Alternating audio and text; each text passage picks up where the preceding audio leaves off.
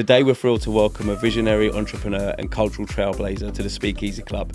Chris Jammett is the co-founder of Strawberries Creem, one of the UK's most dynamic music festivals known for its bold celebration of diversity and genre-blurring lineups. Starting as an 800-person garden party, Chris and his team have transformed it into a major force in the festival scene, attracting global talent and thousands of attendees each year. Beyond music, Chris has appeared on popular TV show Shipwrecked and is passionate about inclusivity, creativity and redefining what it means to build an unforgettable experience in nightlife and hospitality. As well as that, he's created a new drinks brand which is out soon. Let's dive into his amazing stories and the magic behind Strawberries and Cream.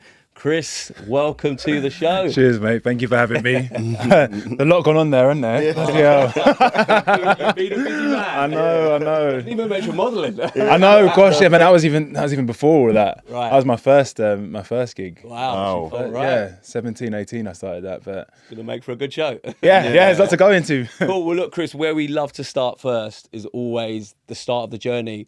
Where did it begin for you in terms of getting into the nightlife game and obviously founding Strawberries and Cream?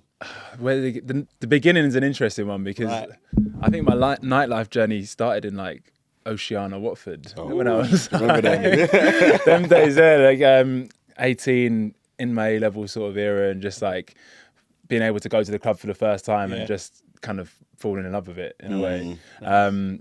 And that was only as a punter, you know, but that kind of massively shaped my clubbing experiences, and that was there into the West End and that sort of thing. Brilliant. But when I started getting into the kind of the business side of stuff, it was while I was at Cambridge Uni. Brilliant. So I got to Cambridge, very interesting place for me to kind of turn up from being a London boy, state school, in and around the music space already, and then getting there and being like, what the fuck am I going to do for 3 years? Of course. This place is so dry.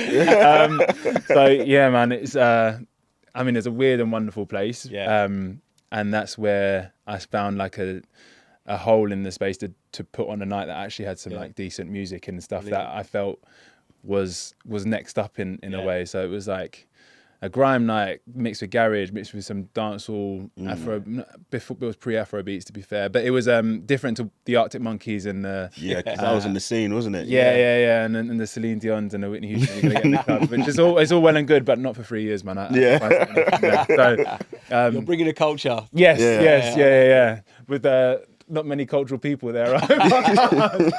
One of probably like 15 black guys in the year, but but it worked in the end. Totally.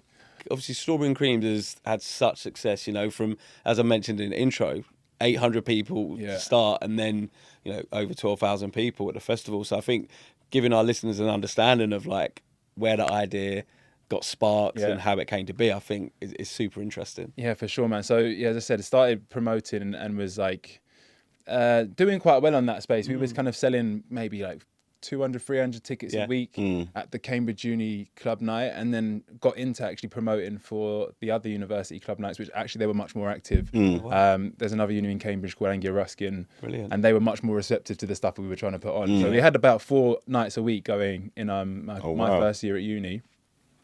Then we decided, basically Cambridge, at the end of the year, there's like these things called May Balls, which are like a black tie event. It's lobster and champagne. You pay like £200. It's like in the old historic Cambridge colleges. Amazing Sounds night. wicked. It's super dope, but like very inaccessible. And if you haven't got the £200 to pay for a ticket, then what are you going to do? So I wanted to put something on that was a little bit more accessible for everybody, and thought there was room for a festival. Don't know why we called it a festival then, because it was still tiny. But at that stage, we knew we could sell kind of 500 tickets a week, and we had an audience there. So we thought, right, fuck it, we'll put an end of year show up and sell tickets for it and see how many we sell. And that's what we did, without a venue, without any artists, without anything, which gave us our first bit of money in the bank to go and put down money on everything. So that's how it started. It was kind of a punt, really. The night was called Cream, which was initially Cambridge represents everything about music. then when we announced the festival, we got a cease and desist from Cream Fields. Being like, you can't do a music festival using our name, sort of thing. And then, that's early for lawyers. that's right. We were like, wow. Allow me. So we had to rebrand the whole thing, like the whole. So it became Cream with a double E, which we thought that would be alright. So hence why the weird spelling of it. Yeah, but they were on job. Like this thing had only just literally launched, but that's what their lawyers are for. But yeah, that's how it started, man. Wow. Yeah. So it was all about bringing like the different groups within Cambridge together. So we had the uni, my uni, Anglia Ruskin, and then a couple of locals, and brilliant. And that was the first Strawberries and Cream. We booked. Wow.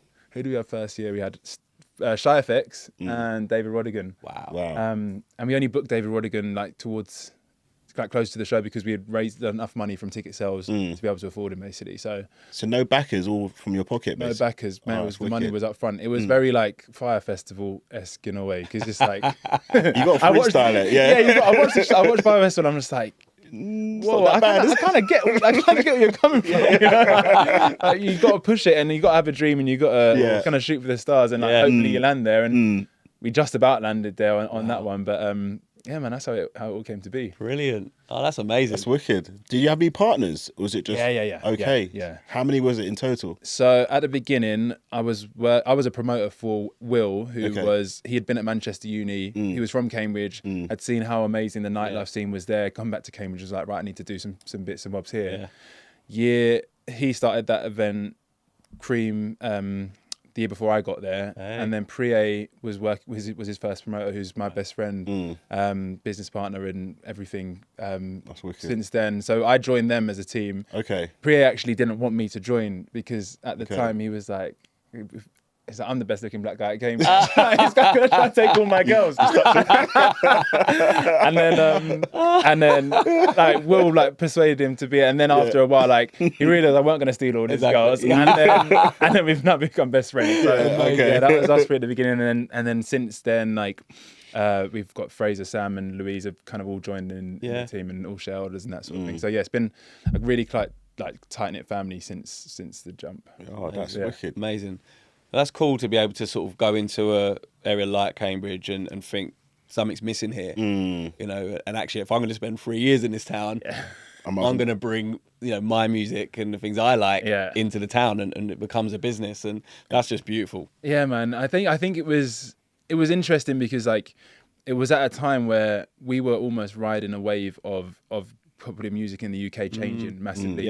Like I had grown up on the Skeptors and the Wileys and the Kanos and that sort of thing way before they had their moment in the limelight. I think they all actually had tried to do the kind of commercial thing to get like with, those tunes like Amnesia and like Wiley and that had tunes in that space, but then they went back to their roots. And then with like Shutdown and That's Not Me, grime really like came into its own, and we almost like rode that trajectory along with it, and like giving them opportunities to perform that music outside of London, which at the time artists were really up for. It doesn't seem to happen as much now, but like that back then, people would do their uni tours and like go out there and build like really core fans of people that had never seen them before. And I think it's almost a shame that doesn't happen. But you can't book artists for club shows like that anymore. Them prices anymore, you can never get them for a grand or $2,000. Exactly, now they're asking for, I don't know, a house probably after. Literally. But we were booking like a lot of these people. Like Big Nasty came up for like a sub $1,000. We like took him into a Cambridge college, played pool with him. He was like up for doing content, that sort of stuff. And it was at that time when everyone was like down to hustle and down to expand their reach and that sort of thing. So there's a lot of luck involved in that sense, and like catching it at the right time. And that was the best time really, because Wretch 32 and all them lot all growing, and then you had obviously Skepta, you had Chipmunk, you had Krypton Conan, all going for a decent price, promoting your venue, so it kind of worked. Exactly. Oh wow. So we managed in that time we had like Stormzy and Kano and those sort of people like within Cambridge Uni, which was unheard of now. Wow. So yeah, it was a cool time to be around. People think you're lying, right? I know, right? We had Stormzy come to the uni. They're like, no, he didn't. Yeah, man. He's obviously there was like, I was thinking on the way here, there's only like one person we really missed, and that was Dave. In a way, like in terms of like on that top tier artist, and I was thinking why we missed him, and I think it was the year we booked it was going to be him or AJ Tracy. And it was mad to think that this is the story why. Like, he wasn't big enough really to have Dave at the top of a lineup poster. And Dave at the top of the lineup poster, if you don't know who it was, looks very strange. Right. It's like, it's Dave doing it at the top of the lineup. Oh, so that's why we chose AJ at the time. But he's the one that got away, I suppose. Man. Oh god. Still, we've had a lot of good ones over the years. So all good. With like your festival, when you started it, what made it different from the others? Like, why do you think everyone drawn to your festival? I think at the start, like, we were literally we were like our target market, operating a festival for our target market. So we knew exactly kind of what people wanted. And at the time, the festival market has changed massively since then. But at the time, people wanted a little bit of everything in a way. It was like you were getting introduced to new music. You were like hearing different sounds, like enjoying like different cultures you weren't necessarily exposed to. And this was just like a really nice gateway for like a really diverse bunch of people to come and enjoy a kind of a load of different cultures. And I think we were quite strong on making sure that there was something kind of for everybody in that space. We just wanted to be a reflection of like who we were as people. We all like different genres of music. Right. I really like house music. Fraser really likes drum and bass. And then there was just like a fusion of all of that. And yeah, I mean, that was kind of our USP at the time. That's great to hear, you know. I think also we didn't have budgets at the time. And we had to be like really creative with how we were getting these lineups together. So it was a case of our mantra is celebrate heritage, champion future. And that came from trying to book like people that had been part of our musical journey in the past that have kind of not getting the bookings that they were. So it was like the Nellies and the Shaggies and that sort of thing. And it was like heritage acts. And then also booking like the next generation of talent that had not like quite got to the stage where we couldn't afford them anymore. So it was that nice balance there. That again doesn't work anymore because these heritage acts are costing even more than like their prices have gone through. The amount of money we booked like Nelly and that sort of thing for, you times that by 10 now. Which is But it's due to social media as well. Because like TikTok now, his song is still popping and then people, he thinks, oh, I'm famous still, I can charge you the fee that he wants, basically. There's definitely the nostalgia thing is huge on that front. And I think also like I don't think that many artists are able to do what those artists can do anymore. So like those guys have got a catalogue of songs. They've been playing on stages for decades and their show is amazing.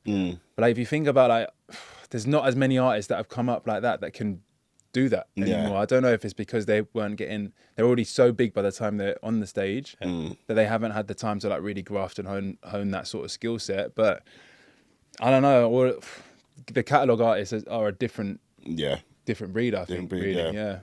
It's crazy. Yeah, I think it's that nostalgia and that multi-generation factor. The fact that like, you know, obviously your brand, Jules, that you have, you know, like seeing younger people, you know, going mad for garage, and then you actually ask them why. It's like, well, that's what my parents listened to back in the day. You know, and you think, so what you're describing to me is super interesting because it's like these artists who, you know, were hot 20 plus years ago are getting the multi-generational families coming to the events like yours, you know, and it's just, and that's why I think the festival scene's got a lot of legs in it because if you can attract families and make that multi-generation play happen, you've got business. Super interesting to hear you say that. It's just the financials of a festival, I think. It just needs to find a way to balance out because you can't pay for all that land and then pay for all the construction of it. If then your ticket fee you have to go up, then customers, I don't know, it needs to find a balance somewhere. It's so out of balance since COVID. Like, before that, it was manageable. I think since then, there's a load of reasons, but the cost of everything went through the roof because so many suppliers got wiped out the market, that sort of thing. But also artist costs just went way, like they're unsustainable for festivals. It's kind of a sad like state of affairs in a way because like we used to be able to book an artist and they'd sell like 2x, 3x that amount of money that we sell on tickets. Now you're booking artists and you're not even going to come anywhere near that, and you're almost taking the L because you need to have big artists on there. So like business wise, it's not what it was. So it's been tough since COVID. I'd say. And you have to get kind of almost really lucky to be catching an artist that's on the up, that you're going to book for a cheaper price than they are going to be value Yeah, that so- they're performing at the festival. So I always go back to thinking that's how Live Nation can do it, because they just got basically like they got a truck of money basically, and they kind of control the scene. They decide who they want to go. Yeah. So like any small person wants to try and take them on, you can never. Nah. But back in the days, like I remember when I did Miguel's first concert, I was like, oh, it's like what 10 bags or something. I got him for 3,000 people. I can make some dough. Yeah. Next time I've tried to book him, Live Nation were like basically said no. We're offering him 40 grand or something, and he's priced me out. Yeah. So now, all right, cool. I can't get any artists. Yeah. But Yeah. when I tried to go for, I think it was Pharrell Williams or someone was decent, I thought I can get a good fee for it, and I couldn't afford it. Yeah. And I've realised that now it's like the festival scene now. You can't really beat them now because you've got them to go against. Really. That's totally it, man. And like the worst bit about it is when what they're doing now, those sort of shows, they're getting booked for. So for example, we tried to book. I won't even. It was a certain artist for £40,000. He wants to play our show because Yeah. we've got a good relationship with it, and we're happy to pay the 40 grand. But then Live Nation are like, no, you can't play that show because you've got an exclusivity with us. He's then got 4 bookings for 40 grand, which he's not going to say no to because that's 160,000 versus 40. So it's like, where'd you win? Yeah. And the problem with that is that you're getting all these festival lineups that are literally just kind of copy and paste with the same bookings and the same people that are in town and that sort of stuff. And it's like kind of taking a lot of the independence and the unique vibe and that sort of thing out of the festival space, and it's just difficult for independents to operate without being in part of that cohort. And yeah, it's a tough state of affairs, and hopefully there's going to be some sort of rebalancing, but I can't quite see where that's coming from right now. I think the only way to do it is not to use artists and create a brand where it's due to just the music. Yeah. Like R&B and slow jam is a good Yeah. example, where the DJ and the host is the attraction, and the guests are going to see this person. If you add an artist, it doesn't matter. Yeah. We are the event. Right. And if people start doing that, Yeah, that's artists will have a wake up call, I reckon. Yeah. it. Makes it, that is definitely the way to like avoid that sort of the issue. I think even a lot of events will ride off the brand and then book an artist off the back without using the artist names to sell the tickets, which often avoids the agency fees and that sort of thing, and then you work around it. But yeah, we unfortunately, I think in hindsight would have done it differently, but we were going top heavy with headliners because we could afford them at the time, and then you're like expected to beat the lineup from the year before, right? So like year 2 we booked Skepta for honestly probably 5k, and bear in mind we book him there and he has one of the best years he has in his career from the time we book him. No one knows who Skepta is in Cambridge. I know it's probably like 10 people. We announced the lineup and then it was like, tickets don't do very well. Then by March, he comes out at the Brits with Kanye, he drops Shut Down. Yeah. That's Not Me's Flying. And we just like, and the tickets just go like that. And it's just like, wow, these guys got Skepta. And it's like, we got Skepta. And then we don't even know if he's going to show up because the fee that we've agreed was so low compared to what he's worth. And God bless him, he came and shelled it and did the gig, and that was amazing for us. But then where'd you go from there? Like it's just like, right, you got to keep trumping it because we're known for booking amazing talent. Exactly. Which makes it then difficult to go back and create a brand which doesn't have headliners on the bill. And we only realised that in hindsight. Then it was a case of what else do we do outside of this to really build this brand and show that we know exactly what we're doing with it and like get that trust in there. So we got there in the end, but it was a difficult time. And then I mean, one of the stories is when we went so top heavy with the lineup. Okay. With Lil Wayne. Oh yeah. And we paid an astronomical amount of money for him. It was actually not as astronomical as it should have been. And then I think Wireless lost a headliner. Travis Scott year that Astroworld happened. Oh gosh. And then they came in last minute before we'd signed a contract and like drove that price. They wanted Lil Wayne basically. Drove the price of him up to, I don't even want to say. Yeah. But we at the time we were like, we'd just done the Sony deal. It was like we can fuck with Live Nation. We like, we've got this, and we thought like fuck it, the money will work. So we booked him in the end. Yeah. But that was such a top heavy bill Right. that the rest of the lineup almost had to suffer a bit. Yeah. Oh. And then a week before the show, his visa doesn't. His visa gets denied. I mean, that's an awfully long story, but yeah. So we were then without our main headliner, we sold this whole year on, like the press is everywhere. It's like Lil Wayne's first concert return to the UK in 14 years. Blah blah blah. You must have sold so many tickets. For so that many as well. tickets. People were flying in from all over Europe. Blah blah blah. It was, and then the worst bit of it was because Priya and I are kind of the face of the brand. Yeah.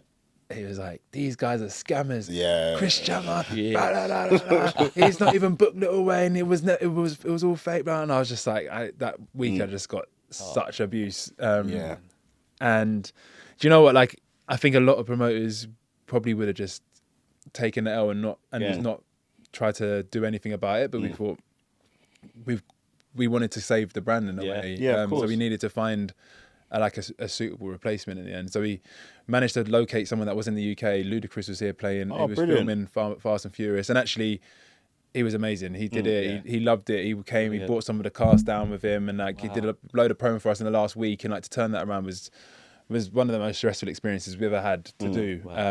And you know what? His set was amazing as well. He's But he bounced back though. Yeah, that's wicked. Yeah. You know what I mean? And like people then respected that. And it went a long way to not just like we could have cut our losses and saved a load of money and that sort of thing. But it kept the brand alive, that decision. And that's amazing. I didn't know that story. Do you not know wicked. it? No, I didn't. I'll tell you the full version after. It's actually too long for a podcast. You mentioned Sony. And that deal fascinated me because like there's not many people in the festival game that have been able to go and get such a big, partner or investor, like, can you talk to us a little bit about like how that came to be and, Yeah, man. So we were actually Sony's first music festival that they had invested to in Europe. I think they had some interest in Pharrell's festival in America, but we were their first like test guinea pig in a way. Priya left Cambridge and went to work for Sony as an A&R. While I went in and just ran the festival full time. So he had already had the into the music space, and he was the one that was able to like, right, I know when Jay Huss's album's coming, we work on it. Like we should book him, not this year, but next year, because that's where, and like that was a really nice in. But yeah, I mean, after a couple of years, I think what happens is like you disrupt enough and like you start taking tickets from certain shows and like people pick up their interest and be like, right, what's this?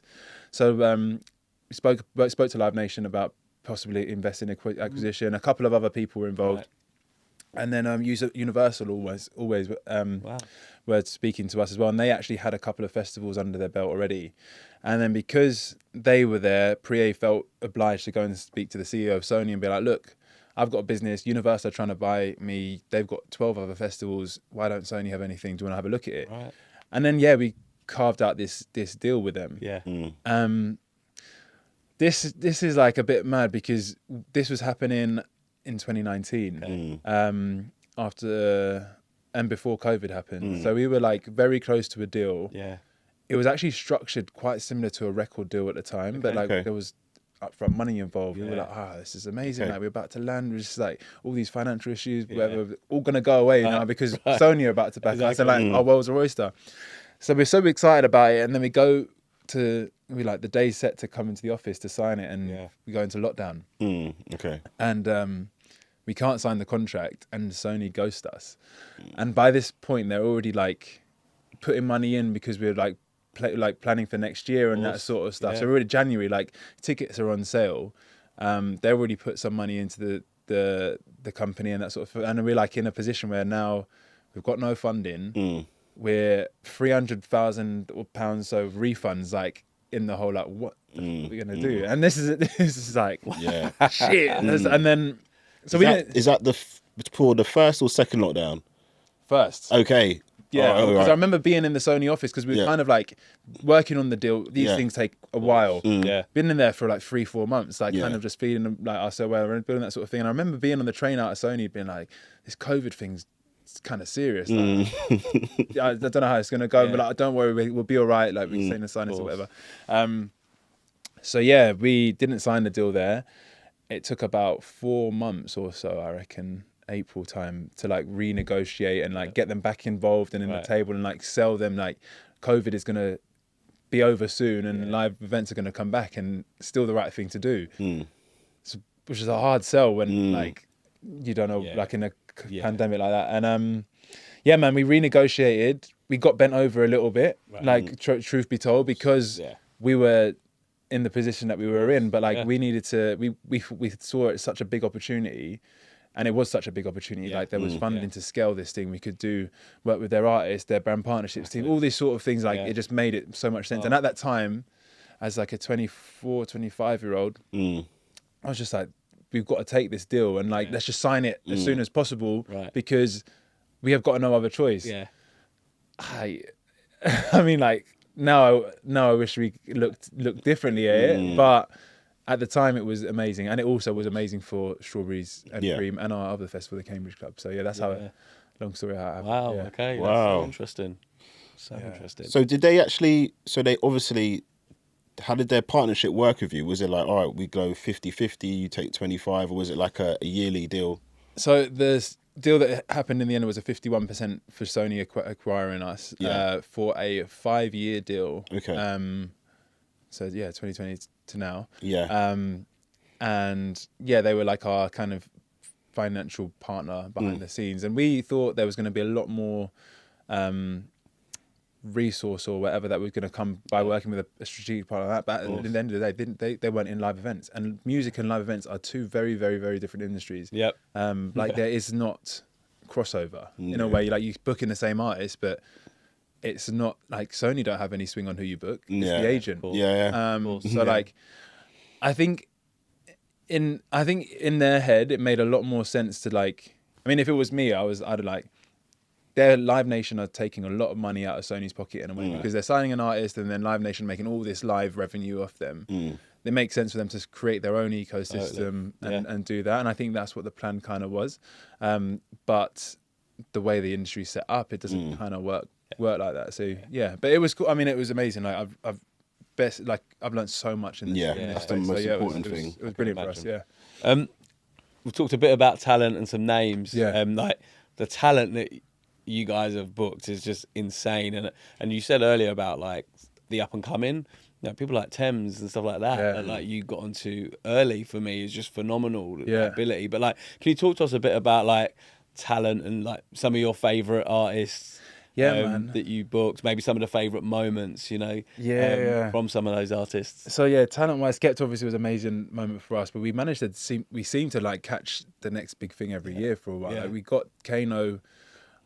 Similar price to Skepta, and I don't know how compared to what he is now, and he came out with the whole like band and everything like that is a £300,000 booking now, I think.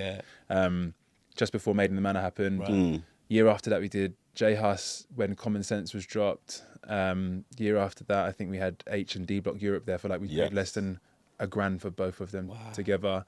And then 2021 we had Burna Boy. We had Central C for about £500. Jesus. Wow.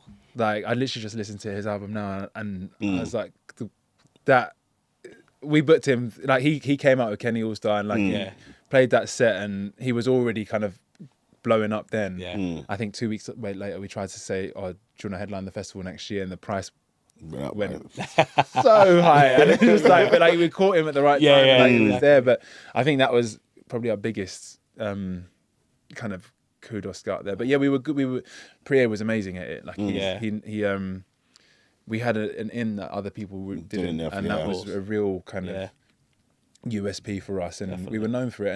And people trusted us as well because often people wouldn't know who they were at that time, and then they come and be like, oh yeah, I got to see J Hus in Cambridge, with only like 1,000 people in the field, or 5,000 at the time, but Amazing. Yeah, it's amazing. Cool. It's been fun that. So, can you commit to your most memorable favourite festival over like the 10 years? My favourite bit. It was the Huss year. We actually made money that year. And it was in the sun, and it was like that album is still one of my favourite albums to come out in the UK. And I think it was so fresh and exciting then that would always want to be one of my favourite moments, I think, Yeah. So for you, like in terms of sort of your love for the brand that you create and stuff, it feels like the music was really central for your love and passionate, because like for you, you're talking about an artist with an amazing album that you listen to. Yeah. Is that true? Yeah, I think what festivals are for me is that they're more than just music. You're like creating like a kind of small ecosystem of loads of different touch points of things. And I think the bit that I've really enjoyed the most out of this is the brand stuff, and like how you can connect brands and culture and speak to audiences and like actually make interesting campaigns come alive. And I think that's one of my favorite bits about festivals. Nice. In a way. And but yeah, I love music. And that's the driving force behind it. Yeah. Cool. But you kind of created a community as well, really, because your brand. I don't know how you got so many people to one place. Did you just because you're kind of were you before the social media marketing side of things, or how did you actually work that? So we started with Facebook marketing. Okay. And like our actual, like all our communications as a group was all on Facebook chat. So like it's so jokes. We can go back on like pre-2018 and all of the festivals, organisations happening on a Facebook Messenger. But we did like flyer in and that sort of stuff initially, and we've done all of that. But like it was very much a Facebook first kind of marketing strategy, and then like the emergence of Instagram, and then after COVID, it was the emergence of TikTok, and having to like navigate through that. But it was initially Facebook groups and communities and like on the ground promoters and getting into the different like drinking societies and football clubs of sort of thing within the uni and like dragging people like that. It became harder to keep hold of Cambridge uni once we left because it was a very like word of mouth thing and like we had a really good network of people which helped get that community there initially. Oh wow, brilliant. That's wicked. You know, obviously creating a festival, there's quite a lot of pressure. Do you ever feel like when you were doing it, you feel like, oh, this is getting a bit too much for me, or do you think a bit, oh, this is getting a bit difficult? Every year, bro. Like running a festival, honestly, is the worst day of the year. Okay. When it happens, usually, interesting, because it is so stressful, man. Like I can't even begin to like explain how stressful it is because there's so many people and you're responsible for them. So many things that could potentially go wrong. So many things going wrong at the time and managing all of that. And like, I don't know why we did it, but it was like it was the week after when you like see the photos and like hear the feedback and that sort of thing. And it's like, we did that. And it's like, let's go again. But on that day, like real stress. One of the worst ones was, I think 2018 when drill was really having a moment and it was emerging, and like we were like, let's book everybody. We can get this person for that and this person for that, and like not being so naive and not realizing what comes with that. And that's in terms of people's entourages not getting on and certain people not being able to be in the same spaces, and then the crowd that they're bringing and the XYZ there, and I like that level of stress. Level of security goes up. The level of security goes up, and it needs to go up. But like, I think we got lucky that year to navigate that very as because at that time we were running it all ourselves. We were our production company. I was putting the fences up myself, like everything. And we learned a lot of lessons from that, and like safety first, man. It's that's always the worry, is like, are people safe and going to be able to enjoy and come back, and that's tough. Pressure. That's on you, right? The risk and your brand as well. Totally. So you've got to get that right. It's funny, we heard someone else who's got a big festival as well. Same thing. That safety point really came through as well. So it's great to hear you say that, because so many people are like just focused on the money so much, and forget some of those measures. Oh man, that's why the costs go up, and that's why things you have to spend, because it's a complete priority. Like if you don't spend on that, there's a chance you can never make it back. The council start being a prick to you. Totally, and that's an important relationship as well. And they've got to see that you've taken the right steps, and also finding the right people to work with. Like we've worked with they do our top end security, so like the artist liaison and like wider security and that sort of thing. And this is like they're working with the police and they know everybody as well. They know all the big players in the certain places that can like handle situations before they even arise, sort of thing. And it's getting the right partners involved to help take that stress off. No, that's amazing. So 10 years, obviously a long time for a brand and a festival to, live and be popular and keep growing, because so many things go like that and then crash Yeah. down. But like, what were the biggest sort of evolutions, I suppose, that you saw in the festival scene, and like how was that a challenge for what you were building with Strawberries and Cream? Yeah, man. So like, obviously, COVID was a big shift. Yeah. I think we made a couple of. That was when obviously the Sony deal happened. And that was when we could like kind of expand our budgets, and like we actually went to try and make it a camping festival, Okay. and realized that we were never going to do that again, because our audience didn't want to camp. So you got to live and learn. But like that was a really big pivotal moment for us. I think, do you know what, like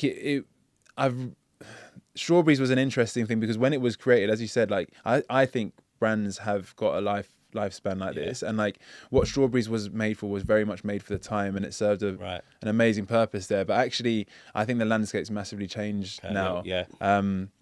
And hence why we had to like really diversify things in the last couple of years. So like Strawberries actually grew as a brand the most it's ever grown in the last year. We grew like 750,000 followers across social media, and we're working in like different spaces and generating different revenue streams, because we realized festivals weren't it like that. We became almost a digital platform to discover new music and give brands cultural credibility and that sort of stuff. And that was there was different ways, and also promote artists and that sort of, so there was different ways to monetize it, and we had to move out of just a festival, which we realized during COVID, because that's when like the world came crashing down on us. Totally.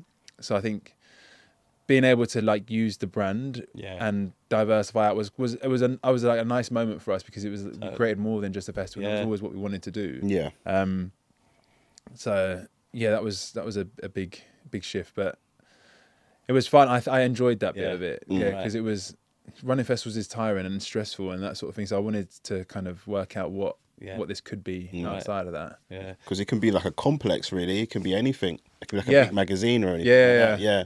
But that was my plan for it. Yeah. I don't know. Yeah, well, I brought Strawberries to an end at the end of 2024. Okay.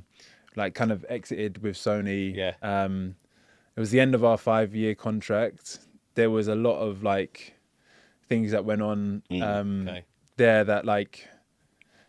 And it needed to come to an end, but like it was almost taken from us before we could go and take it into something, into the new version of what I wanted it to be, which it still had a lot of legs. So you can't use it anymore? Nah, Strawberries for me is done. Okay. Wow. Yeah. So it's 10 years. Jeez. 10 years in, 10 years out. But you know, the good thing about that, you've accepted it.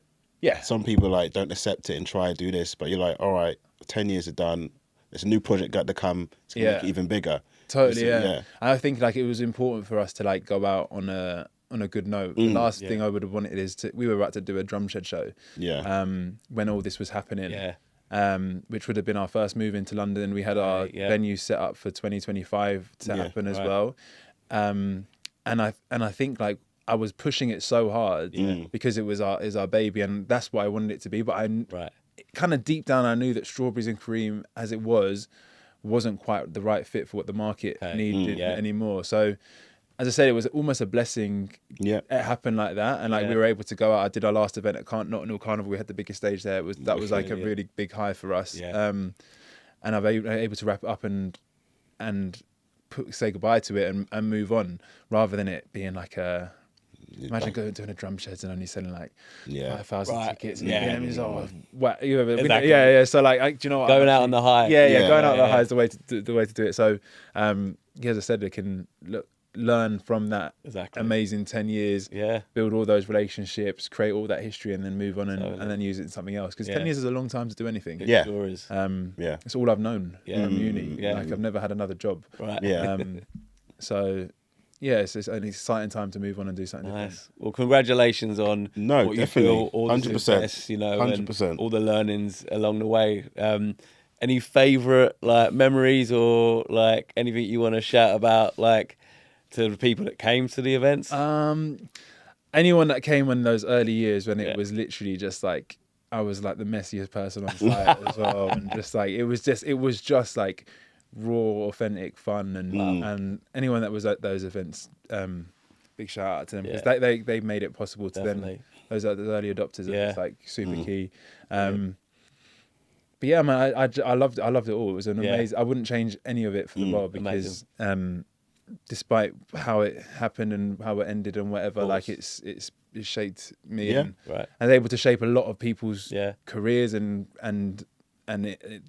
that throughout the time. Exactly. So it was cool. Great. One of the things that's so interesting, sort of getting to know you and stuff, and slightly stalking you and sort of doing some research on you, is like you've built your own brand kind of over this time, as well as building the Strawberries and Cream brand, as I mentioned earlier. Obviously, from modelling, you were on Shipwrecked. Yeah. Like, how did that kind of building your brand and becoming part of the public eye, like, help, you know, sort of doing deals in business and building Strawberries and Cream brand? Was there like a connection there? Was it no connection? Like, I'd love to understand that. Yeah, it was interesting because it's a delicate balance because it's like my brand was being built, but I was also I was really associated with Strawberries and Cream as well, and like that was a part of my identity in a way. I think it was when I did Shipwrecked, I went on there and Priya said to me, she was like, if you fuck up, then you're out because like you're attached to the brand and like there's a separation here. So I was like, yeah, all right. I went in there with that pressure on me. Oh, that's nice. But like I came across all right in Shipwrecked, which was great. And then off the back of that, I ended up being bigger as a brand than Strawberries and Cream was. Yeah. And then I had the followers, I had like the press and whatever. And that year, it was actually the year that Love Island was kind of in its height, 2018. And then because of being in the TV space, you're in that circuit and doing all the same events that they're at, and the Lane and Chelsea lot and the talent, and then you end up being friends with that and able to bring in them to the festival. So like for the first time ever, we had influencers at the festival, which is like, we were like one of the first festivals with influencers there because that was kind of the time it was. So that helped massively. And like we over-indexed on press and brand stuff because we were able to leverage myself and those relationships to kind of help Strawberries and Cream go. And then it was such a like funny moment when Strawberries and Cream overtook my follower account, and I was just like, fuck, nothing anymore. But yeah, no, it did go hand in hand. Oh, that's wicked. That's wicked. Cool. So we're going to switch it up a little bit, and we're going to do something called the quick fire round, which is never quick, by the way. So incriminate yourself, incriminate others, but we're trying to move quickly, so let's get into it. Obviously, you've talked about a bunch of artists that you've had at the event. Yeah. Obviously, influencers and celebrities that you got to meet. Like, who's the biggest party animals that have either come to an event you've partied with? The biggest, Peter Crouch is the biggest, but no, but, in terms of height. But like in terms of biggest party animal, I've had like some of the biggest divas in the world. Like, I've had Diana Ross. Oh wow. Grace Jones. Janet Jackson, Nina Cherry, that at my other festival. Damn. But like biggest party animal is I Show Speed. What? He came to one of our events and it was like a J Hus album launch party, and he was the only person there that was just enjoying himself. Like, no phone, in the moment, just like amazing to be there. And like obviously he's hundreds of millions of followers and subscribers and whatever, but that's cool to see. He was just like in there for the moment, nice. Oh, man. That's wicked. Ah, nice, cool. Alive or dead, who would you love to have had at Strawberries and Cream? Biggie is my favorite rapper artist. It'd have been. That's a new one. We haven't had Biggie We haven't yet. had that yet. Is it? No. MJ, Michael Jackson's the one. Oh yeah, cool, but that is, I like that. Biggie would have done bits for Strawberries and Cream for sure. Oh wow, beautiful fit. Right, biggest pain in the backside celeb or artist that you've had to deal with? How long we got? This becomes a therapy chair for most guests. By the way, we've had some mad stories here. Who is the biggest pain? I mean, there's certain riders that have been a nightmare to like facilitate, right? And also expensive to facilitate as well. Yeah. Grace Jones's, I got another festival called the Cambridge Club, which is actually, I did more numbers on that festival than we did with Strawberries and Cream. Wow. We booked her, and her rider was 6 bottles of Cristal, which are, you can't get them cheap. Yeah. And then an oyster shucker with, and he had to be like young and sexy as well. And I think topless, was on the rider, but like that was quite a lot. Diana Ross was nuts. She got to the site and didn't like any of the food there, so she was like, if I don't have a Michelin star chef come and cook me steak, fish and Caesar salad, I'm not performing. Yeah. At a festival in the middle of a field. Yeah, I had that with Khalees. Is it? Yeah, she was bad. We had to get a special type of peanut to give to her, and it had to be dipped in a special type of honey. This was in Marbella. I remember looking at my boy, I said, where do we get these peanuts from? I said, bro, we have to get them from, I said, hour and a half drive. We had to Google it, look for it. No way. And then she wanted a certain type of chicken. The chicken had to be seasoned. You can't go and get a nice like chicken from the restaurant. She wanted a particular type of chicken. It had to be seasoned. I remember just looking at my boy, I said, this is ridiculous. But I can see where you're going from at the time. It's horrible. What do you do? And you've got to do it. Yeah. Right? It's like, I'm not gonna perform. Yeah. We found a Michelin star chef and he came and cooked steak, but like he's stressed at the time. The pain in the asses though are like the entourages. Oh yeah. They're the ones that are just, Not heard that. His boys from the end come. Yeah. Oh man. And do you know what? Strawberries and Cream, my solution to that is get a sponsorship from Magnum. Yeah. And just have enough of Magnum backstage to just shut Look after everybody up. Yeah. It's like if you've not got nothing, then Magnum's sort everything out. Brilliant. And do you know what? Sometimes the celebs, they get a hard rap, but like, who's some of the nicest where they've surprised you? Bro, Central C was one of the nicest people to work with. Really? Nice. Who else has been amazing? Emilia, Chicken Shop Date. She's come to every festival, I think, since the beginning. Nice. Without a fail, she's always supported it. So nice. I like the ones that just come and just like don't want to be a celebrity. Right. So like Nella Rose came and she just like, she wouldn't hang out backstage. She just was in the crowd off doing her own thing. And just like, I just love people that are not high maintenance like that. I love that. Love that. And then, is there a brand or a hospitality experience festival that you look at and go, wow, I love that, I respect it, I wish I created that? Oh, that's interesting. I love what the Slow Jams boys have done. I think like what we said about creating a brand where you don't need a lineup and you're just creating an atmosphere and that resonates, and they're taking that all over the world. I think that's so amazing. They're the ones that I think that I've smashed it. Yeah, but you can do that. Yeah, we could have. We could have. But I think, like as I said, like the times move. And that is what people like. It's like brands have their moments, and that is the moment, and that's the moment it's in there. So that's it. Amazing. That was easy. Yeah, that's it. Done. Oh, sweet. Quick fire, complete, done. I want to stay on just some funny stories and stuff. Like, I mean, one of the things that we know about hospitality, events, all of it, things always go fucking wrong. Yeah. And like at the time, they're a nightmare, and it feels like your world's going to end. But like, talk to us about some of the like craziest stuff that's happened, but that actually makes you laugh or will make people laugh now.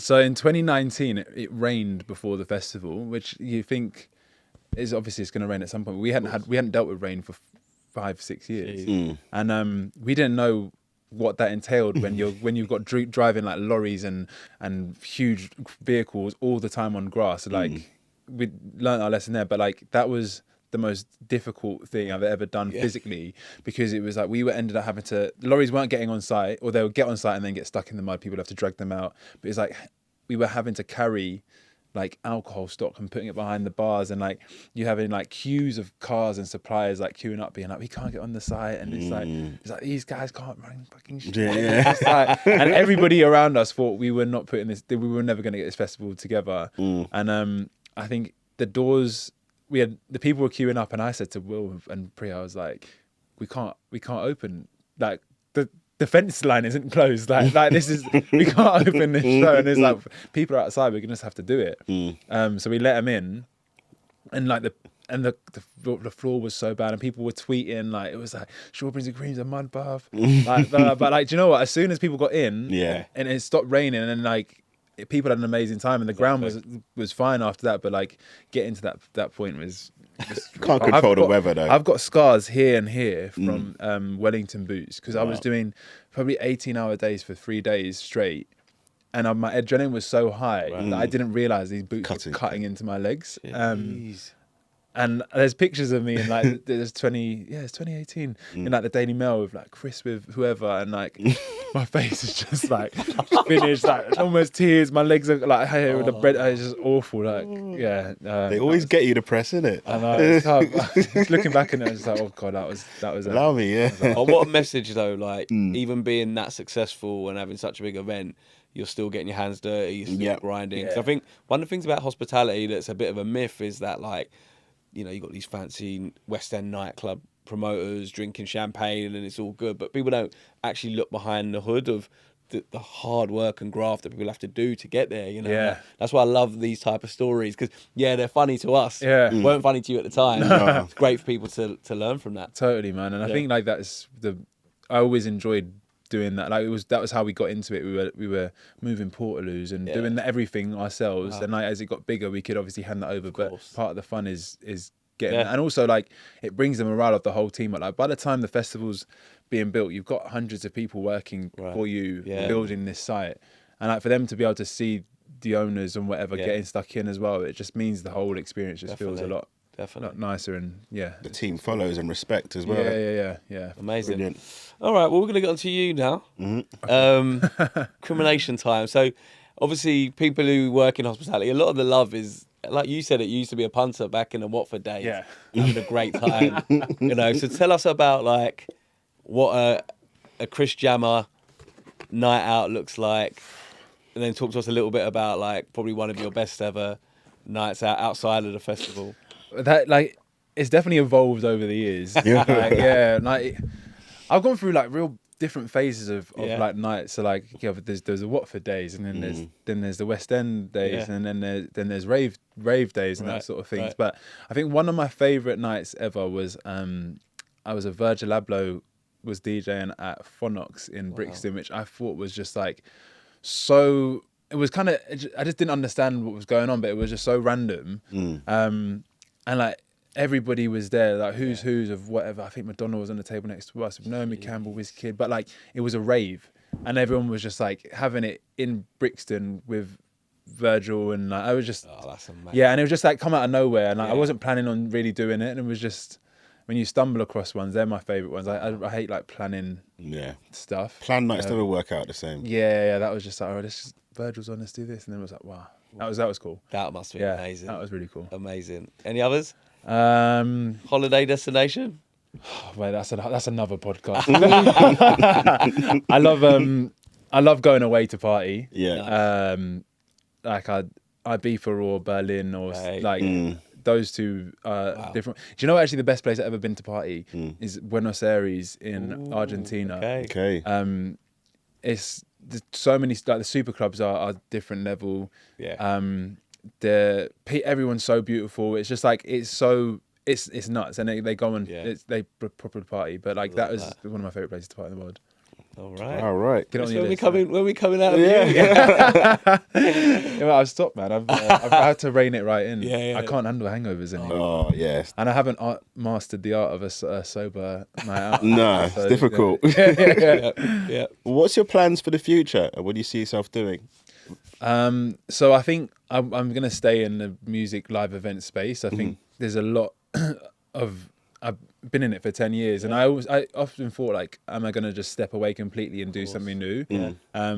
But that for me doesn't make any sense right now. So I want to stay in the brand partnership space and work across different festivals and events and that sort of thing, and just do what I was doing for my own festival for a load of other lovers, because I really enjoyed it, and there's a lot of creativity there, and it keeps you in the game as well, but like without the pressure of having to run the whole thing as well. And then I got my vodka brand as well that has been it's kind of semi-launched, but I'm waiting for like in the next month or so to like, give it a real good push. Can you say the name? Yeah, it's called ATH vodka. It's like it's out there and live and that sort of thing.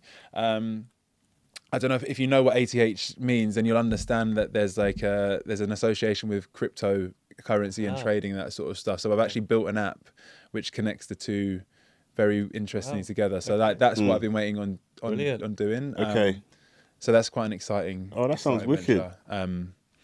And yeah, it's like I've been working with alcohol brands for ages, and I was like kind of almost sick and tired of them like spending all this money to like get access to what we'd used and created. It's like, why don't we use some of that to do my own? Yeah, that's exciting. Yeah, because that's like super exciting. There's loads of small brands. I remember AU Vodka came out years ago, and I when I had the club Duo in Camden, they used to come to us, come on, stock us. And we used to try and ignore them and say, what is this?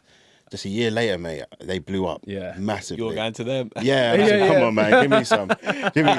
Give me some of that gold cabinets. Give me anything. But it's wicked. No, they smashed it. Yeah, proper smashed it. It shows it just happens sometimes. You get the right. Yeah, it's the right time, right place, right coincidences, and like, they're one of Britain's fastest growing companies. Yeah. It's just, I mean, they're like almost the blueprint. But they've done it in a different way than any other alcohol brand really have done it. It's a vodka. Mine is a vodka. It's not the same as that. There's like I've got a whole different USP that I'm gonna go after and launch. That's fun and exciting. And let us know about it. That's good. Yeah, for sure. There's a lot of young businessmen that watch the Speakeasy Club, and I would like to know how you actually. What advice would you give to them if they're trying to get into the events industry? Events industry, you've got to love it. I think. I think there's been. It's tough, man. Like everyone knows it's difficult, and I think you have to. It's got to be beyond the money, and there's got to be something more than that. I think, because there's times where we would have quit, but I just loved the lifestyle and loved what I was doing, and I think you've got to really embody it to like thrive in it, and you've got to there's like a feeling you get with these sort of things. Like you need to be in and around it to understand. You can't just take a punt. So I think being in and around it is like the number one thing. I haven't found it like as soon as we kind of got slightly older and our demographic was the 18 to 25 year olds, and I was now a 30-year-old man. It's like I'm a little bit out of touch here in terms of that. So like it's really being in there and feeling it is important. Amazing. All right. Well, Chris, it's been amazing. That's gone incredibly quick. Pleasure. Thank you so much. Thank you, bro.